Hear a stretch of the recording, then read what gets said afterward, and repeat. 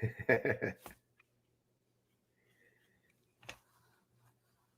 wrong with you, man? That's what it's gonna be, James. This is what it's gonna be today. We're gonna do this. This is what it's gonna be.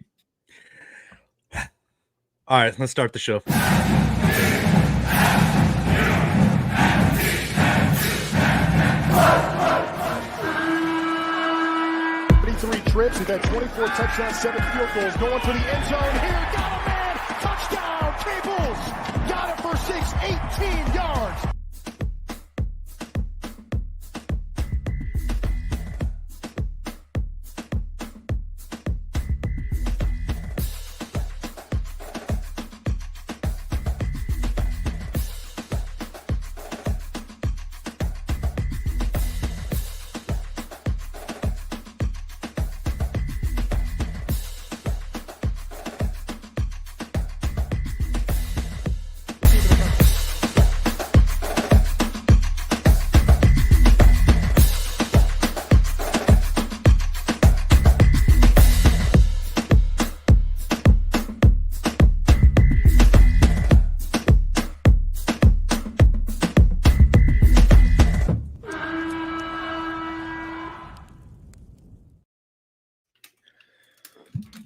Welcome, everybody, to a new episode of the Sons of Montezuma podcast. We are live right now. I want to thank everybody for joining the stream. I know we were running a little behind, but when it comes across to a day like today where you got to look back on just an absolute beatdown of a game, nobody wants to do it, but we got to do it, guys. So thank you guys for joining.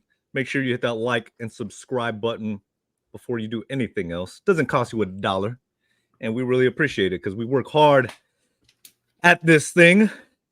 And boy, recaps like today, they're very few and far between. James joining me right now. He is K5. James, what's going on, man? Oh man, just a little under the weather. I think I got like a sinus infection or something, so apologize for my voice ahead of time, but kind of fits in with the mood of this podcast after that beatdown. It wasn't anything I don't think we were super surprised by. I think it was just the way that it went down. I thought for sure they're going to run the ball down our throats, and the defense actually came out and just said, you're not going to run the ball against us, but they were able to throw it at will pretty much. So that was not fun to watch for sure. 56-24, Boise State absolutely destroys the Aztecs. And I mean, you're right, James. It started off very different than what we expected, right? First quarter, before you can even blink, it's 21-0. Boise's running a pick six back, and we're thinking like, okay, let's move from where we're watching the game. We were watching the game at McGregor's. I don't know where you were at, James, but we were watching at McGregor's. As soon as I hit 21-0, we all looked at each other like, okay, we're moving it down the street to a different location because something is not working out right now. Where were you watching the game, man? How were you watching? I was in Arizona at my mom's house, dude. So I was watching on the big screen over there, and it wasn't a very fun environment. My mom's husband's one of those guys that likes to rub it in a little bit when things aren't going well. So I had to deal with that. Well, we got to talk about it. I mean, Boise State, we got to talk about it. This game, whenever this game comes up on the schedule, both sides, they get excited. We've had a lot of success. The Aztecs have had a lot of success on the blue ever since they've joined the Mountain West. But 3 games in a row now, the Aztecs have fallen to Boise State. And 2 of those were on the blue.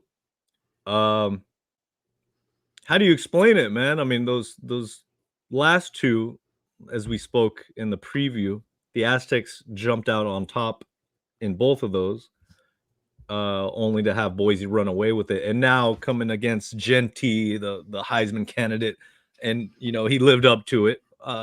He didn't have his normal game that you would expect if he was 100% healthy. But I think that just rubs salt in the wound, man. Knowing that he was playing with this banged up arm, Boise had to, switch gears in a way. And they didn't miss a beat. They didn't miss a beat, James. Yeah, they showed why they're ranked number 15 or something like that. Actually, I think they moved up to 12 this week. Yep. Yeah, they're just in a different spot than we are. I know they have a new coach, but he took over last year and he was their defensive coordinator. So it's basically a continuation of the staff. So they're just in completely different situations, man. We're trying to rebuild a whole new thing here. So I wasn't expecting a win. We all we're hoping for a win. We're hoping for a good showing. I think there were just a lot of things that didn't work out in the Aztecs' favor. Man, we talk about Danny O'Neil. I think the environment got to him a little bit because he started off really shaky, made some really bad throws, which is not normal for him, but that we've seen so far. He looked about as bad in the first half this week as he did in the first half in his very first game. Remember how kind of bad he looked in that first half? Because I think this was, like, in all intents and purposes, his true first, like, road test. Like, it was a real road environment with a big crowd, real loud, a good team. And I think the environment kind of got to him a little bit. The second half, you could tell he settled down and he started making throws that we expect him to make. And so I think it was a good learning experience for him and for the team as well. But I'm a big running game guy and I've been preaching get Danny O'Neil the ball, but they kind of abandoned the run from the beginning.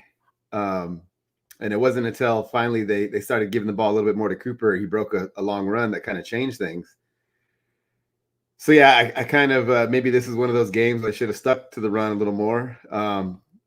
And that's why people shouldn't listen to us, because that was the opposite of what we were saying going into the game. It's easy to say that now looking back. Cooper was able to have some success. He looked good. And then even Cam Davis, when he got in there, he had some success running the ball as well.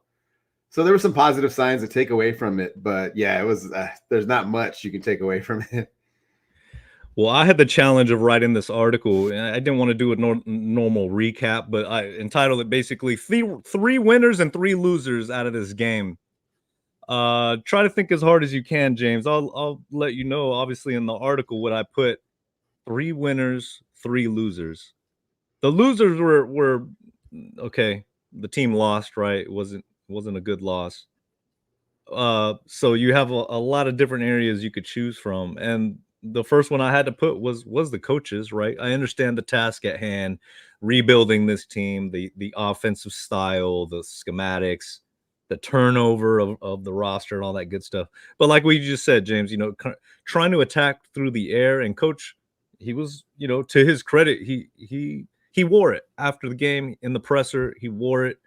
He said, "Hey, I thought we could attack them through the air right off the bat. They have a really good defensive front," and he wanted to spread them out, as the scheme likes to do in Aztec Fast, if you guys watch what he does.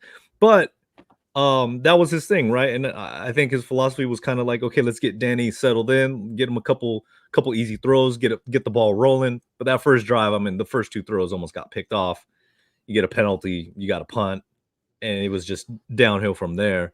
It's kind of just an interesting philosophy to have on the road. Like you said, that first real premier road environment, the crowd is going to be pumped up. They're going to be jacked. Top 15 team, and you choose to, go through the air rather than establishing the run. My whole gripe with it is because I want to see Danny open it up, right? I think he could make things happen, as he's shown, later in the game. But my whole thing is with offensive linemen, and maybe I'm just too tied to Rocky Long, the philosophies that he brought with himself to the Mesa when he was here. But it was like, I would think offensive linemen, to start a game, you want them to be aggressive, and the best way to do that is to run downhill with a running game, right? Kind of establish your dominance on the line. When you're pass protecting, it's just by nature you're a little, I'm not going to say passive, but you're in protect mode, right? You're on your heels a little bit. You're not lunging forward. You're not attacking the defensive line. But I understand his thought process there, wanting to get Danny comfortable. Well, this offense is a little different when they do those RPOs and a lot of that quick screen game. The offensive line is able to get downfield and get aggressive, so it's not quite the same as just dropping back and passing. They are able to get the offense moving and being aggressive in the blocking for those kind of plays. So I don't necessarily put a lot of stock in that, but I do kind of agree. You like to kind of start to run the ball first, but that's thinking the old way, the old offense. That's not how this offense is going to be. The simple fact is, yeah, they tried to set up a lot of easy passes for O'Neal and the receivers to make, and the receivers we had receivers slipping and stuff like that. So I think on the pick six, the receiver slipped, and so it wouldn't have been a completed pass anyway, but it probably wouldn't have been a pick six. Just the quarterback and the receivers, they didn't function to how they've shown that the improvement we've seen in the last few games in the first half of this game. And I think you can attribute that, like we talked about, to the environment. It was like the first true road game for this team where there was a big raucous crowd.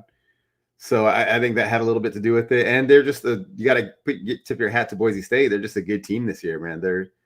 They're not perfect, but they're good enough. They're going to make some noise, and hopefully they get into the playoff and can make some noise there.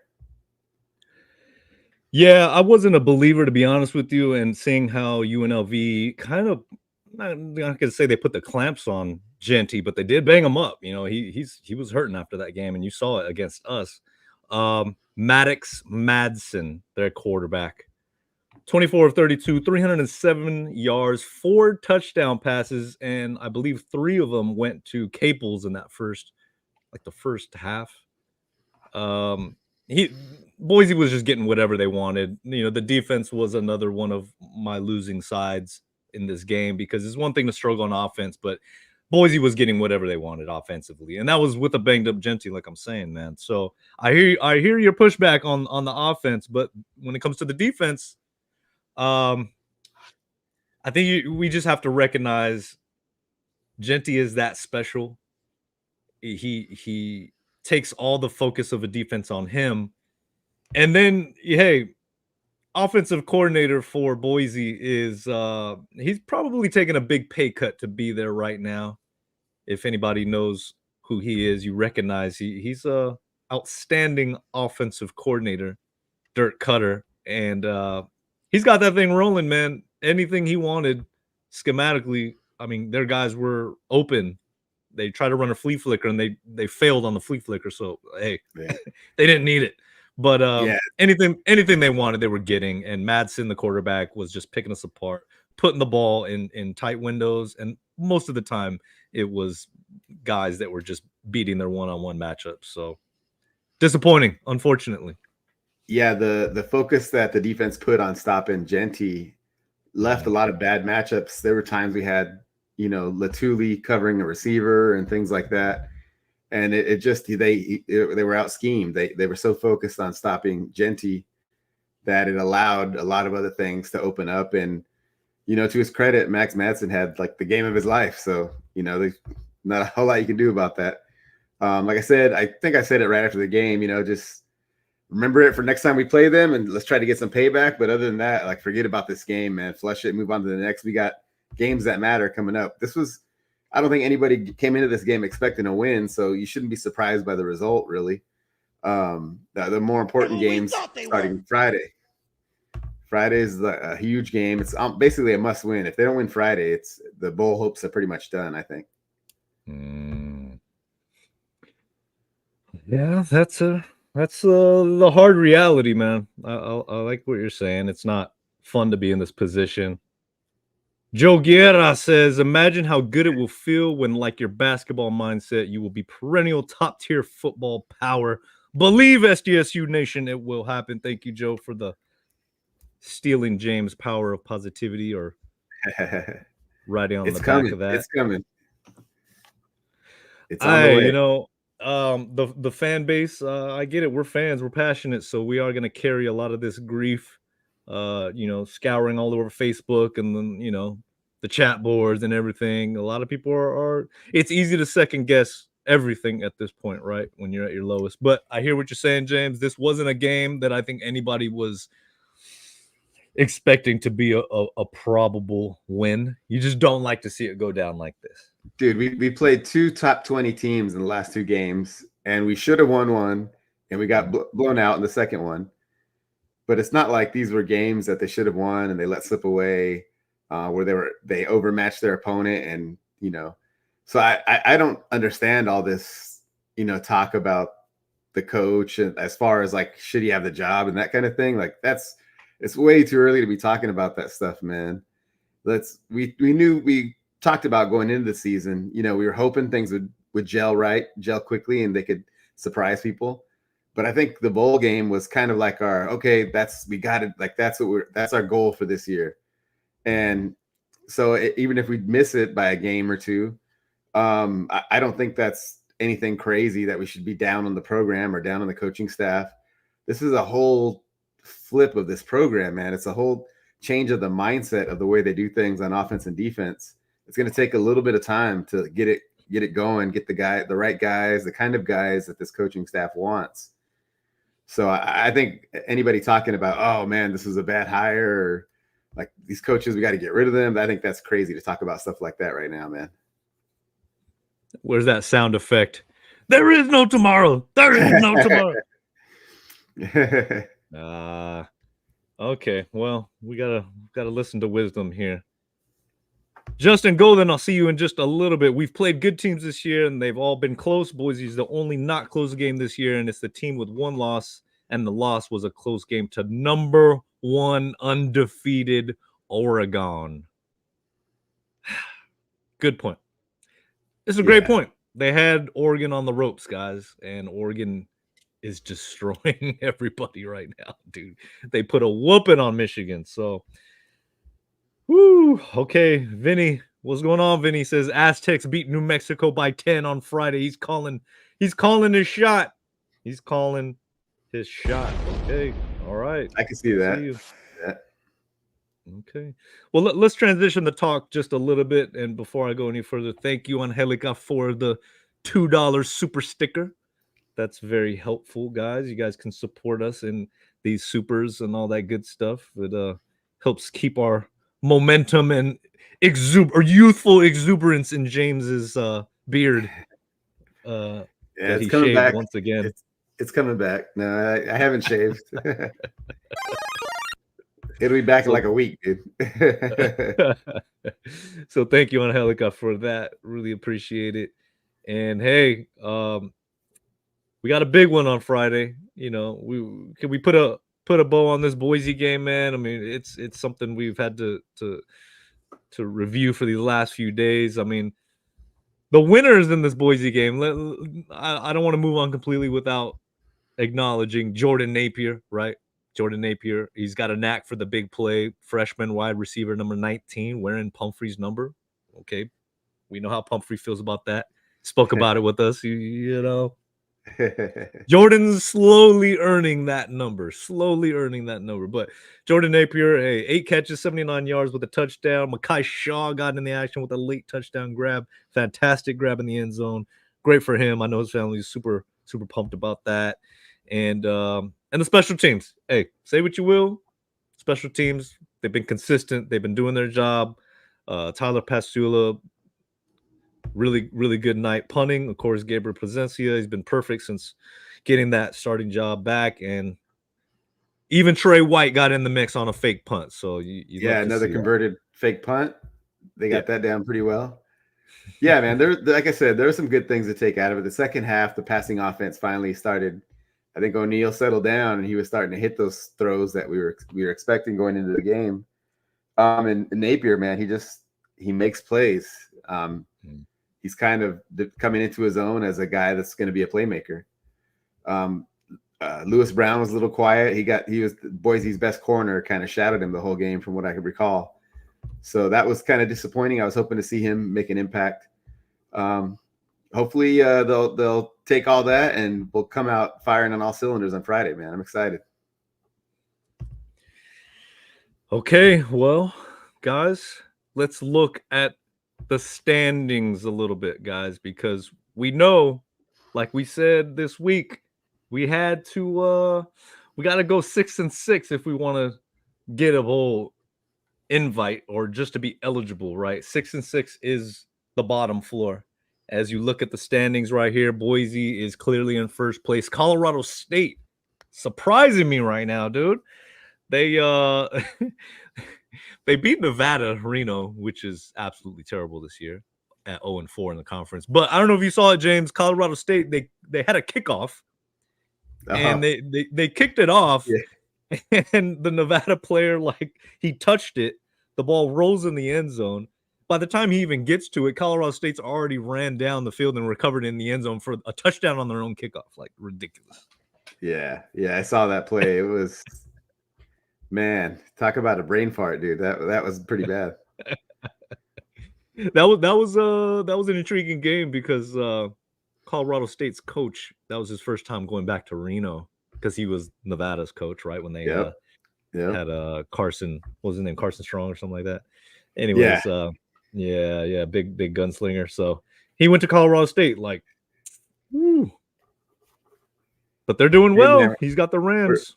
We're still in the conference race, bro. Hey, look at that. Number 4, right behind UNLV. We just need some help. Wyoming's going to play Colorado, and that's one thing Wyoming would love to do is knock Colorado out of the championship game. So we're still got a chance. So you're saying there's a chance. Hey, man. Hello. You play to win the game. Yeah. Let's go. Gotta listen to Herm. UNLV coming up after New Mexico. So, hey, crazy things can happen. New Mexico, they actually beat Wyoming. No, they lost to Wyoming, you said. They lost to Wyoming. Yeah. I was watching that. It was a shootout. That game was like no defense whatsoever. No defense. Yeah. I forgot who they beat. They beat a decent team. Hold on. I know they beat Utah State previously, which is not a decent team. Utah State's kind of trash. Yeah. Let me see. Who was it? Man, I could have swore I watched like the end of one of their games and they beat a team that was decent. And I was like, okay, but I guess I'm imagining things. I dude, because I'm not seeing it on the schedule. I don't think it's that they're beating decent teams, but they're just putting up numbers. Yeah. So it looks like, yeah. It looks a little more than what we're used to with New Mexico, dude. We're used to seeing them be just nothing. But Bronco, he's got that offense somehow. That offense is putting up big numbers. Yeah, they're putting up, which is surprising because he's not really an offensive guy. I didn't see who he hired as the offensive coordinator, but that's whoever he hired is doing good things. They had some talent before, but that weird, funky offense they ran was basically kind of like a triple option. They were attempting to make it a spread triple option, but it wasn't very good. So now they're using some of that talent that they had and putting them in the right positions to make plays, and they're getting numbers. So this might be another fun, high-scoring game, and just hopefully we come out with more points at the end. We should. Hey, man, their quarterback, Devin Dampier, he's a player. He could play, man. He's fast. He could run with the ball. I don't see him really picking us apart much. But like what you're saying, they're putting him in good positions. Their running back, Eli, what is it? Eli Sanders. Dude's fast. Dude is fast. He's kind of light. He's kind of, kind of small. But I mean, we got a small running back too. But this dude is he's pretty lightning quick. He was running all past Wyoming like all day long. So he's kind of in that Jordan Bird mold. Yeah, that's probably a good, just like a track star. Yeah. So we'll see, man. It should be a fun game. It's going to be a challenge for the defense, and our offense should be able to put up some points. So hopefully we'll see a lot of fireworks with the Aztecs scoring points on Friday, and we can all have a nice Saturday to relax and enjoy the victory. Vinny says nobody has brought that up anywhere, and it's very, very likely right now. And what he's talking about is the massive financial payout SDSU would get if undefeated Boise goes to college football playoffs. They're not undefeated, though. They lost to Oregon, right? But, I mean, come on. That's, like, as close as you can get to being undefeated. But 7 digits, he believes. 7 digits. Yeah, I don't conference remember could what get. I don't remember what the payout is for participating conferences. I know we get less because we've got to share it. I think I forgot all the rules, man. I'll have to look into it this weekend. It should be a significant payout, though. Yeah, I think it could be 7 digits if they can make the playoff. What does he So it should say? He be, says the Mountain West distributes basketball and postseason football across the board. So SDSU is about to get some dollar bills thanks to Boise State football. Hey, nobody about time. protect Genty at all costs at this point now. That's what what was that? Is that a hashtag I saw out there? It was like suck for Genty or something like that. Like all the Mountain West is just like, just lose, bro. Don't even try. Just let's cash out and put that money towards something, right? It's about time with all the millions the basketball team has put in the Mountain West Conference. So hey, it's about okay, I time like that. Football get some payback. I like that logic. I like that logic. Well, those are the standings, as you guys could see. Still in there. I don't see anybody beating Boise unless it's UNLV again. If they somehow play each other again, right? That may happen. They could be spoilers if there's still a Mountain West championship game, right? There's just no separate sides, but there's still that championship game. So if there's a rematch, UNLV, woo. Yeah, I think their schedule is pretty. It was pretty front loaded this year. I don't think they have much. Oh, you know what? They do play. Never mind. Oh yeah, Oregon State the last week of the season. You know, in Oregon State, they've kind of fallen off a cliff a little bit. Yeah, but you never know, man. They could rise up for that game. That's a scary one if you're a Boise State fan. But other than that, yeah, like, you know, they play Nevada this weekend, San Jose State next weekend, Wyoming the weekend after that. And I know San Jose State has shown like a little bit of life, but I don't think. And that one's at the scary, feared confines of San Jose State's what is it called? The berm on the other side of the field. The berm. Oh, they built a little something there, but it's still like a little berm, and they put like their building there. Silicon Valley, man, it's very intimidating. Very intimidating. No, hey, Hawaii beat Fresno by 1 point. That was hilarious to see. Yeah, that was crazy. Doesn't help the Pac-12's cause any. I see Justin down there saying the new pack could look better for football. It's going to be bonkers for basketball already. That is true, but did you see that? Football, Did you see that viral thing of like some grandpa in the stands at Fresno, like flipping out? those are our friends at the Beware of Bulldogs podcast. I don't know how they got that video, but they got it to share, and that was epic, dude. I was laughing. I was like, that's gonna be me in like 15 more years, dude. Oh boy. Yeah, that's not good. I mean, you don't want to see Fresno lose, but if they're gonna lose to anybody, I'm okay with the Brotherhood. The Brotherhood in Hawaii pulling that one off. That was good to see. Yeah, we like Hawaii, man. Hawaii's got some good fans. So well, James, we gotta win. We, on Angelica says we just gotta get a win. We just gotta get a win, right? Get that ball rolling again. Get that bad taste out of our mouths. But we gotta win 3 out of 4, dude. 3 out of 4. New Mexico. Then we got UNLV, which is the last really challenging game. Then you got Utah State, and then you ended up with Air Force at home. Yep. So it's realistic, this kind of follows the path that we were expecting. It's still very doable, man. They just got to take care of business and beat the teams they should be, and then against UNLV, like, I'm not saying that's a for sure loss. That's another bad matchup for us just because the way they run the ball. But I mean, they kind of showed in the first half that they could stop the run. It's just, UNLV's quarterback's even more athletic than Madsen.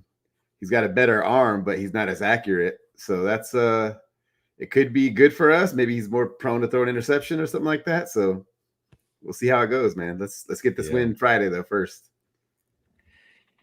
Yeah, defense has got to get back on their mark and get some turnovers. I think this could be the game to do it. But out of the four, UNLV is definitely the toughest. New Mexico may be the next toughest one. Yeah. So this is a huge game. Friday, another Friday game. So I can't see the crowd really being all that crazy right after work. I'm getting out early, of course. I'm sure most of our crew is going to be all down there tailgating as usual, right? We're never going to pass up an opportunity to tailgate on the grass. But after a loss like this to Boise, I don't care how good Boise is, guys. I'm never going to accept the fact that they beat us. I mean, they are in Idaho. San Diego is in Southern California. Like, we have every advantage there is, whether it's financial, whether it's recruiting. The only advantage we don't have is obviously winning history of their culture, but it's their brand. It's the brand recognition, the way that the brand has built themselves. Not even just nationally, but just they own their own market, right? There's nobody else to compete with them. Yeah, but the fact that the way they built their structure, they've got like 30 years of winning, dude, versus we had 12, 15 years of winning. And they won at an even higher level than we did. So they've got a lot of history and culture, and that has led to better recruiting. They have better recruiting relationships. For a while, they recruited California better than we did. So, yeah, dude, Boise, that's a little different deal. Yes, we should be, and hopefully we're going to be heading in that direction where we are the alpha of the former Mountain West teams there in the Pac-12, but we'll see, man. It's up to this coaching staff to take care of business, and a good way to start in that direction is to get us to a bowl game this year. Yeah, we want that gin and juice bowl. I want that one.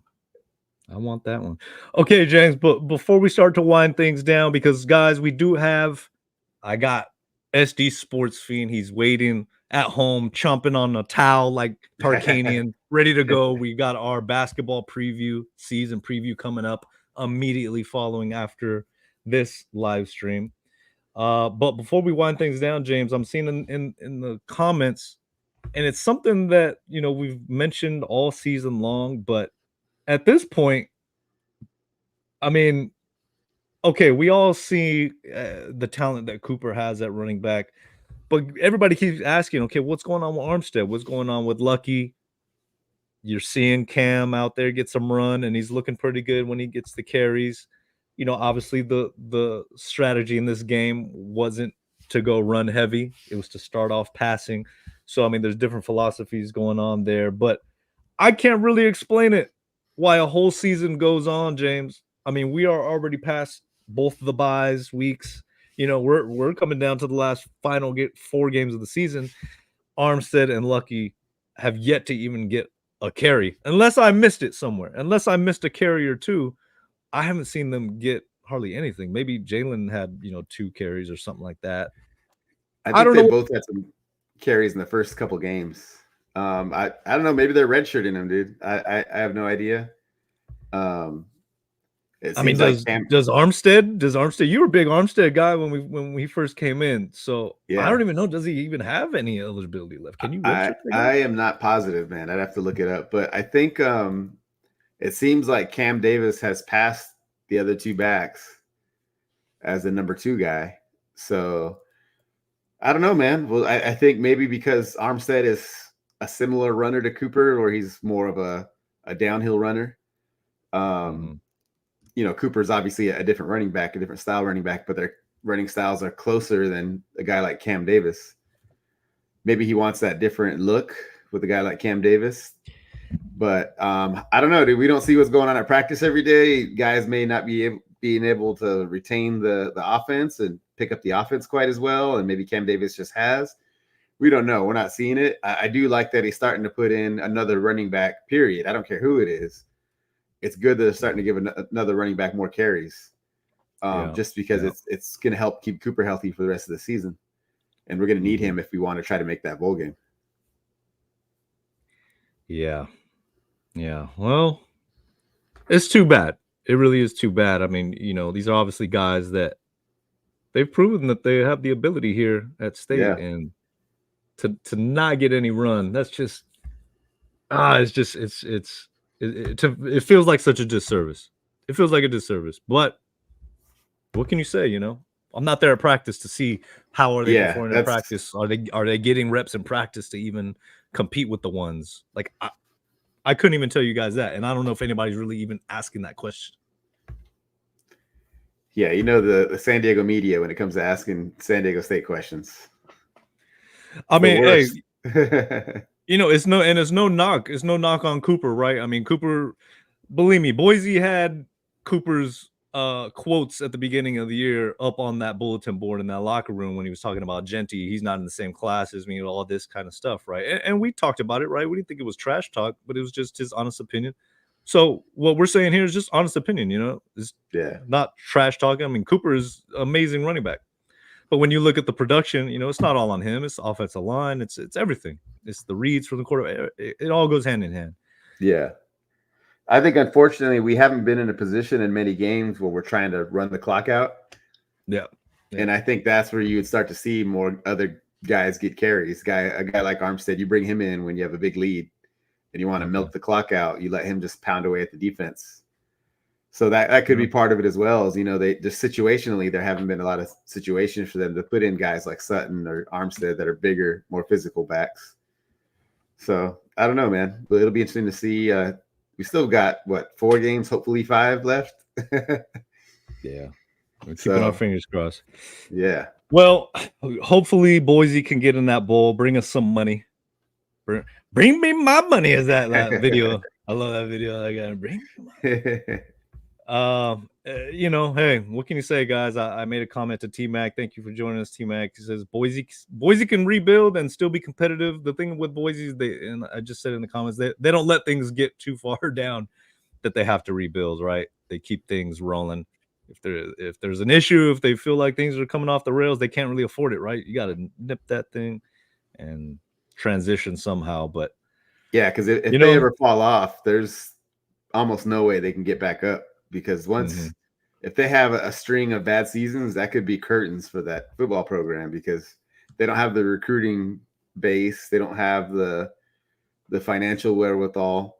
So that's they've got to make sure they maintain that high level of success in football. Yeah, because it could get real. It could get real tricky to be a power program over there if they don't keep this thing going.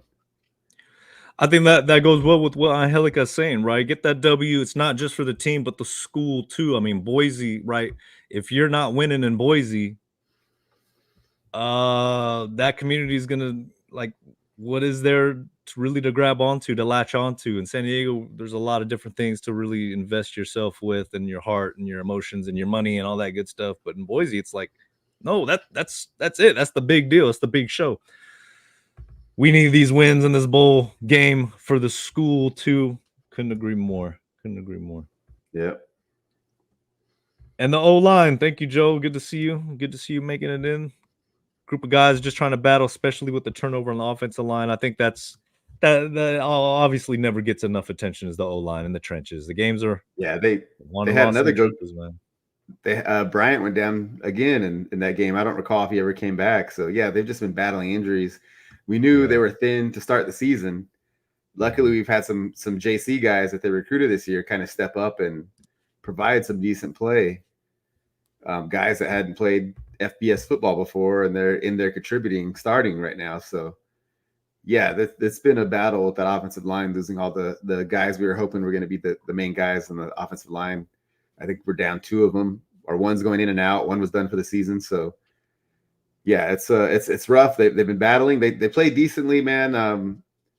They were able to get Cooper some space to run the ball, and they protected O'Neal somewhat. I mean, that was the best pass rush in the nation. They're leading the nation in sacks. So that, considering that and the guys going in and out, it was good enough where they should have been able to have some offensive success. But unfortunately, we just got off to a rough start, and the defense just wasn't able to stop the passing game at all. Well, 56-24, guys. The football side we'll see how things shake out after these last final 4 games in a row. I feel you. A third subpar season in a row. Still got to support the NIL, as tough as it may be. It's tough to see the stadium not as energetic as it should be, as we all want it to be. But it's a work in progress. And like we said, these growing pains, it's an investment, right? I mean, we'll see. 4 games left, guys. 4 games left. Let's see how the team responds. If they can get this bowl invite, I think that's a good indication that we got the right guy, right quarterback, all that good stuff. I think that'll be a huge deal if they can get to a bowl game this year. I think that'll be a sign of a tremendous sign that we're heading in the right direction with the staff and with their eye for talent and the ability for them to be setting us up for the future. I think that would be huge if they could do it. Excuse me. Yeah. Now for the other stuff, ticket prices, the all that other kind of stuff regarding the stadium, that's a whole another show. We'll have to do. Yeah, let's do that in the off season, man. It's yeah. It's not going to change right now, so let's do it in the off season. All right, guys, we're gonna wind this one down. Thank you guys for joining. Make sure you guys stick around. Follow the YouTube page. I'm copying and pasting the link to the next live stream. We're about to jump off in just a couple minutes. Bear with us as we transition over to the Kiss the Rings episode as we do our season preview of the men's basketball team. It'll be a different stream, different page, different link, right? But just if you guys are following Sons of Montezuma on YouTube, make sure you hit that like and subscribe button. You can check out, you'll see exactly the new video that's coming up. Man, I'm super excited about basketball, man. At that exhibition, I was blown away by what I saw. So yeah, can't wait to see that's Wednesday, right? Wednesday's the opening game. Yeah, UCSD. We're gonna get all the details on who they are and how we match up with them and the year, man. So thank you guys, everybody, for joining. K5 James. Feel better. Thank you, man. Later on this week, hopefully at the stadium, you'll be wearing your Taco El Flaco gear with the cowboy hat. Oh yeah. Oh, is that the costume for Friday? Yeah, man, that's the move. That's the move. Our vaquero costumes. Yes, sir. All right, everybody. We'll see you in just a few moments. Have a great night. See you guys in just a few minutes. Go Aztecs. Go Aztecs.